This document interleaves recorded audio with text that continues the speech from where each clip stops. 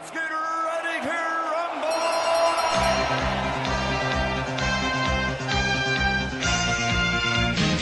He's taken another one, and Howard Foster has stopped it! Wow! Falling apart now as well.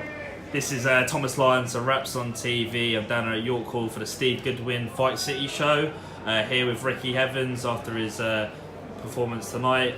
Just assess the fight, Ricky. I know it wasn't the result you wanted, but just give an assessment of the overall fight. Well, overall, obviously, I lost of my career. I thought I started well. First round, I thought I warmed into the fight nicely. I'd done what I was being asked to do.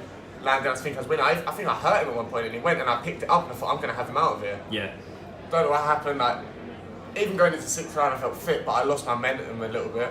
Second round, I let him come on strong a bit, and I know I put him down. I caught it with a hook, a check hook, stepped to the side, and he went over. Yeah. Ref never scored it, and then I just lost more momentum from there. He was coming in, he was strong, rough lad. He's hitting the head in, hitting the elbows in, which is why I got stitches and all the cuts, and I got gradually worse each round, but it wasn't the fitness that let me down. It's just I was getting sloppy. I'd do my work nice, and then I'd move out and let him dominate too much, and I'd just move and not do anything. But it's one of them things. Like I said, I've got 28-day suspension now, but I want to, once healed up, get straight back out, have another fight just to get back into winning ways. Yeah. And then, I've got lost my record now, so I might as well just jump in with the big boys. And then it's a hard fight, but I know it's a fight I could win.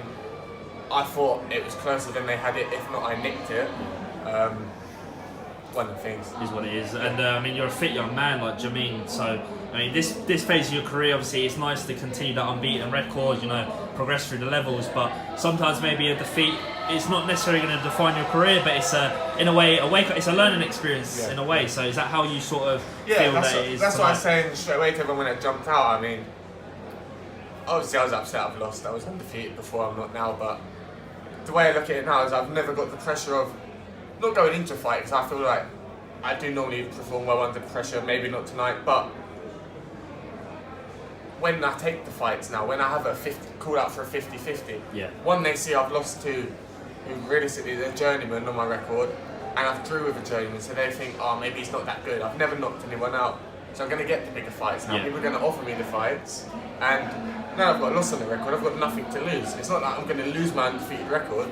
I go there, and I will come away with the win against anyone else. And how frustrating is it for you? Obviously, we've mentioned there the elbows, the rough and tough sort of style that he brought to the fight. Is it frustrating in a way that you couldn't sort of alleviate that pressure and be able to sort of dictate the pace of the fight? It's frustrating, but it's one of those things, part of boxing, isn't it? If we've all done it, we'd all do it. It's frustrating. I don't think that was the real issue. That caused problems along the way, like the cuts, and I felt my eye go in at the second round, my nose went at one point, my arms are killing me, I'm marked up everywhere.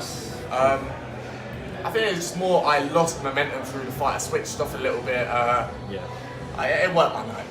This is what I was saying to one of my coaches a minute ago, it's the best camp I've ever had. But normally for me when I've got a fight, I have a bad day where I spar awfully.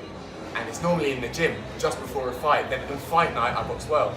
I've sparred the best I've ever sparred against good boys, week after week, in training. And I've had a bad night in the ring, which is not what we want.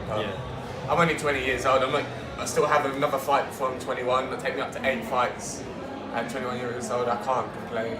So obviously from now, and sort of the new season now has just commenced. Is it a case of now going back to the drawing board with Barry and the rest of the team and just outlining your next move in the light middleweight division? A little bit, but you know what?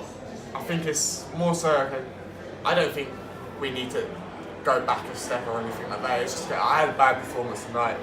I'd like the rematch at some point, whether they can get straight away or in a few fights time, just to pick things right. Because I know it's no disrespect, quality lad, very tough, very strong, but I know I'm better than that. I know I can beat him. And then just go from there, really. Whatever I have to do next, I'll do it. I'll be back for the gym Monday. Not this Monday, next Monday, once I have the stitches taken out, and then, I'll be back. First round sort of started off very sharply, got behind the jab, switch hit, moving about.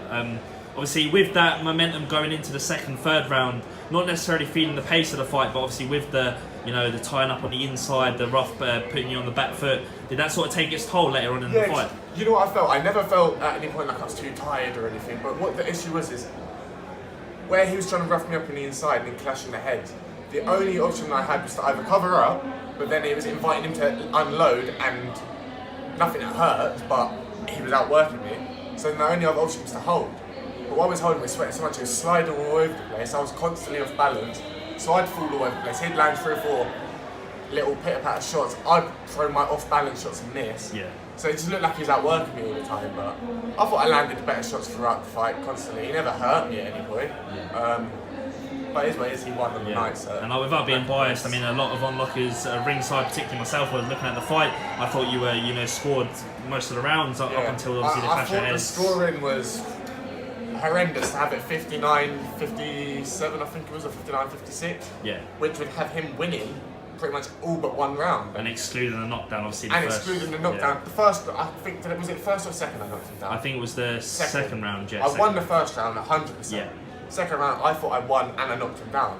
So that automatically, that 3 points ahead, yeah. But the ref saw what he saw. I'm not complaining. He's got a job to do, and he obviously didn't see it on the night. So I've lost. He's won. It's end of. Really, and like, in a way, is it sort of having a durable opponent like that to give you the rounds? Is it sort of, even though the result wasn't what you wanted, but is that sort of a case that, you know, you can use that in the future? Yeah, I mean, I don't think there's many opponents in my weight that are going to give me 6 rounds as constant as that. I mean, I hit him with some good shots, and he just kept coming. I hurt him in the first round, I put him down in the second round, even though it wasn't scored. And he just kept coming back, so fair play to him. I think most people by that point would have started to look for a way out, where he looked to come on stronger, and he did, and he won the fight. It was quite relentless, wasn't he? I suppose like being able to use your, you know, your size advantage, your stature to box in the back foot, it did, you know, prove to be quite sort of significant in the first few rounds, you know, being able to keep him off with the jab.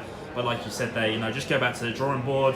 I know it's been a long, tough camp for yourself. Is there any particular sponsors, you know, teams you want to, teammates you want to shout out, stablemates for helping you through the camp?